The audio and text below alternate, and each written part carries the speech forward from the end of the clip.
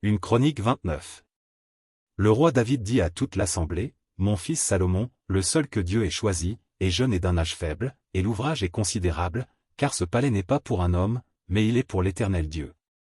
J'ai mis toutes mes forces à préparer pour la maison de mon Dieu de l'or pour ce qui doit être d'or, de l'argent pour ce qui doit être d'argent, de l'airain pour ce qui doit être d'airain, du fer pour ce qui doit être de fer, et du bois pour ce qui doit être de bois, des pierres d'onyx et des pierres à enchâsser, des pierres brillantes et de diverses couleurs, toutes sortes de pierres précieuses, et du marbre blanc en quantité.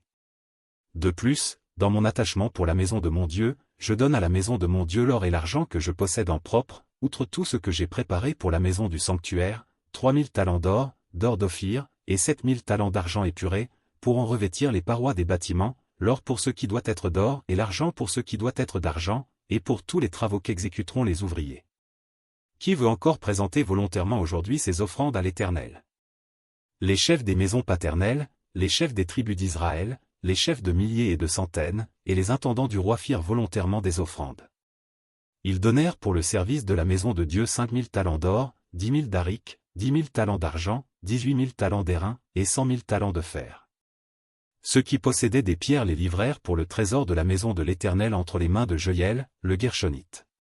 Le peuple se réjouit de leurs offrandes volontaires, car c'était avec un cœur bien disposé qu'ils les faisaient à l'Éternel, et le roi David en eut aussi une grande joie. David bénit l'Éternel en présence de toute l'assemblée. Il dit, « Béni sois-tu, d'éternité en éternité, Éternel, Dieu de notre Père Israël.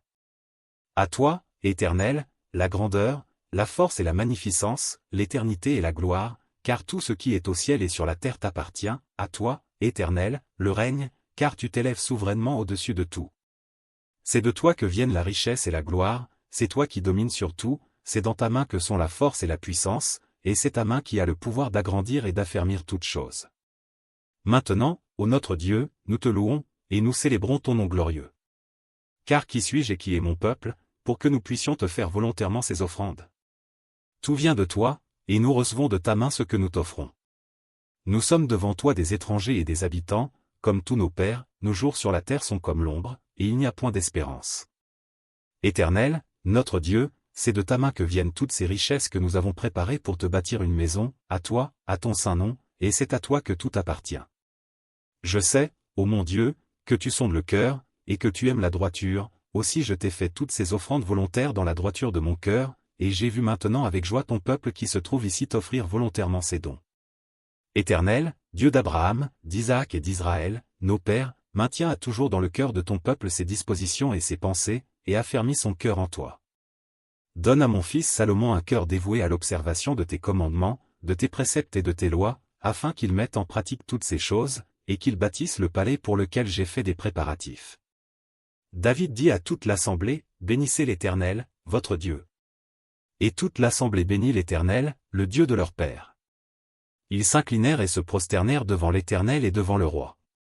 Le lendemain de ce jour, ils offrirent en sacrifice et en holocauste à l'Éternel 1000 taureaux, 1000 béliers et 1000 agneaux, avec les libations ordinaires, et d'autres sacrifices en grand nombre pour tout Israël. Ils mangèrent et burent ce jour-là devant l'Éternel avec une grande joie, ils proclamèrent roi pour la seconde fois Salomon, fils de David, ils l'honnirent devant l'Éternel comme chef, et ils honnirent Tsadok comme sacrificateur. Salomon s'assit sur le trône de l'Éternel, comme roi à la place de David, son père. Il prospéra, et tout Israël lui obéit.